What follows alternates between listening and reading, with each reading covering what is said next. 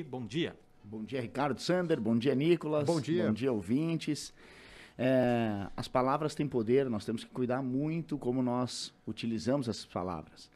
Num determinado momento, um menino chegou em casa e entregou um bilhete para a mãe e disse: mãe, a escola mandou esse bilhete.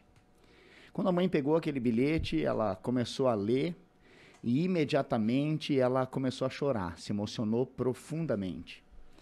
E depois ela recitou em voz alta o que estava escrito no bilhete. O bilhete dizia: seu filho é um gênio, a nossa escola é muito pequena e nós não temos professores para ensiná-lo. A partir daquele momento, a mãe teve que educar o seu filho em casa. E os anos foram se passando, muito tempo depois, a mãe desse jovem faleceu.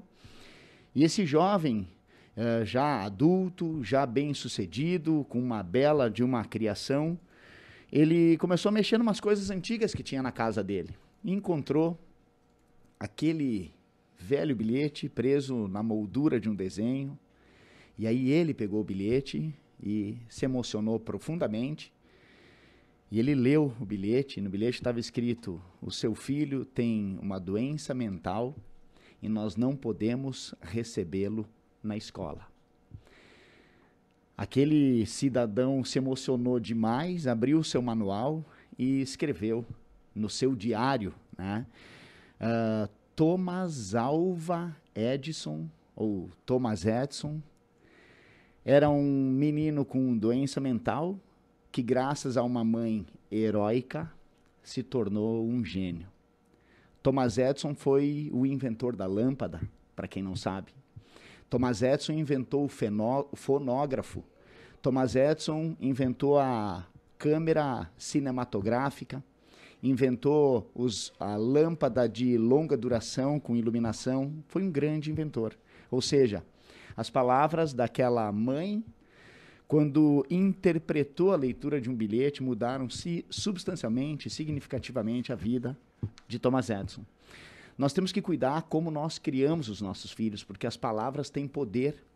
Eu vejo muitas pessoas, muitas mães dizendo: o meu filho é isso, um tom pejorativo, um tom negativo.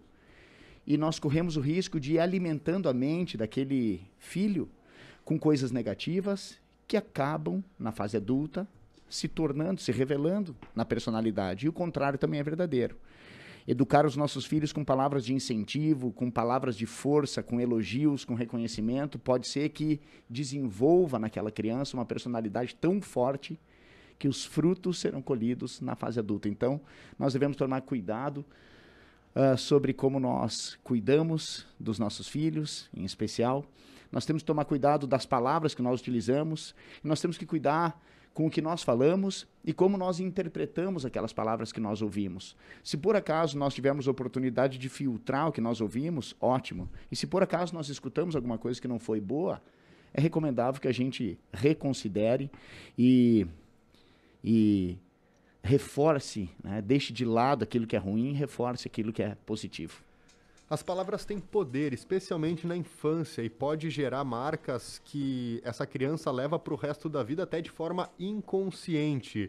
Então, muitas vezes, a forma como se coloca uma situação pode mudar o rumo da vida de uma pessoa, de uma criança, especialmente nessa fase. Eu estava me lembrando que o professor Flávio Moirer, da Univates, que ministrou a cadeira de Teorias da Comunicação, ele, numa determinada aula, ele dizia que depende da forma como a informação é levada, tem certos níveis. Se você pensa em alguma coisa, ela é o nível mais baixo. Agora, se você fala para uma pessoa, essa ideia já ganha mais corpo. Se você fala numa sala de aula, onde mais pessoas estão ouvindo, ainda mais. Se você escreve, aí ela fica viva para a história, e como justamente esse tipo de situação tem poder, e a gente entender um pouco de como a mensagem chega e como a gente afeta as outras pessoas, especialmente nesse caso da família, é muito importante. Exatamente. E nós temos que saber que nem todas as pessoas têm a preparação adequada para utilizar as melhores palavras, né? Às vezes as pessoas, os pais educam seus filhos da melhor forma que lhe é viável, né? Da melhor forma que eles têm. Mas isso não garante que essa seja a melhor forma. Tem uma coisa que nós falamos no Mastermind Lince, que é um dos nossos treinamentos, que inclusive hoje à noite começa um grupo aqui em Lajeado, que nós falamos que tudo aquilo que é elogiado tende a ser repetido. E tudo aquilo que for criticado tende a ser reprimido. Elogiar uma criança expande a personalidade da criança porque ela vai repetir aquele elogio em fase adulta. A crítica reprime a criança e isso pode ser que esteja sendo o início de uma personalidade reprimida na fase adulta. Então nós temos que tomar muito cuidado mesmo com as palavras. E aquelas que estão escritas, então, mais ainda, né? E a força das palavras, a gente pode ver vários exemplos de pessoas que daqui a pouco se atritaram, brigaram, né, vias de fato mesmo, seja com alguém da família, né, a questão envolvendo um pai, uma mãe ou amigo, mas muitas vezes aquela briga ela fica no esquecimento. Agora, a pessoa que tu gosta e que te fala algo forte, especialmente a que tu gosta, né? Porque tem muita gente que a gente acaba relevando, enfim.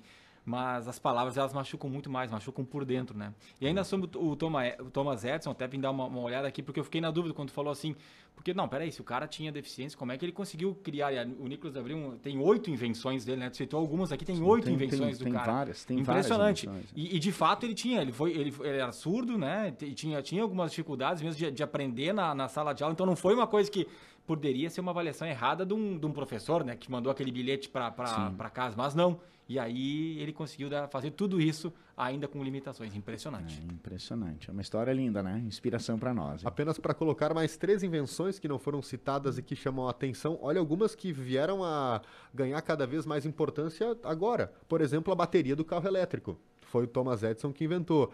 A caneta elétrica, essa eu nem sabia que existia. Nem eu. Pois é, mas não sei enfim. Como é que funciona. Eu queria uma na escola, se ela escrevesse sozinha. Eu estive na Califórnia, o Ricardo Sander também esteve lá, se eu não me engano, hein, Ricardo? Em San Diego tem o Hotel Del Coronado, na praia de Coronado, né? Bonito, muito bonito. Um hotel todo de madeira e foi o primeiro prédio comercial 100% iluminado com energia elétrica e com lâmpadas, e quem ligou o disjuntor foi Thomas Edison. Eu estive lá. Né? Que legal. Que legal. Apenas para citar da caneta elétrica, ela não teve muita aceitação, porque a máquina de escrever, ela ganhou mais corpo, porque ela era uma espécie de stencil que ajudava a escrever, mas ela foi o embrião da primeira agulha elétrica de tatuagem. E também uma outra invenção interessante que veio então do Thomas Edison foi a embalagem a vácuo. Opa lá, que legal. Bom, muita coisa que a gente usa no dia a dia ainda hoje, né? Tá certo, obrigado, Bozetti, uma boa semana. Eu que agradeço, um grande abraço, ótima semana a todos nós.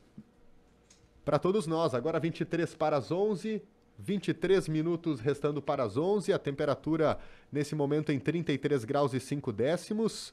Temos as informações da Pura Vida, pois os dias quentes e de sol excessivo prejudicam a nossa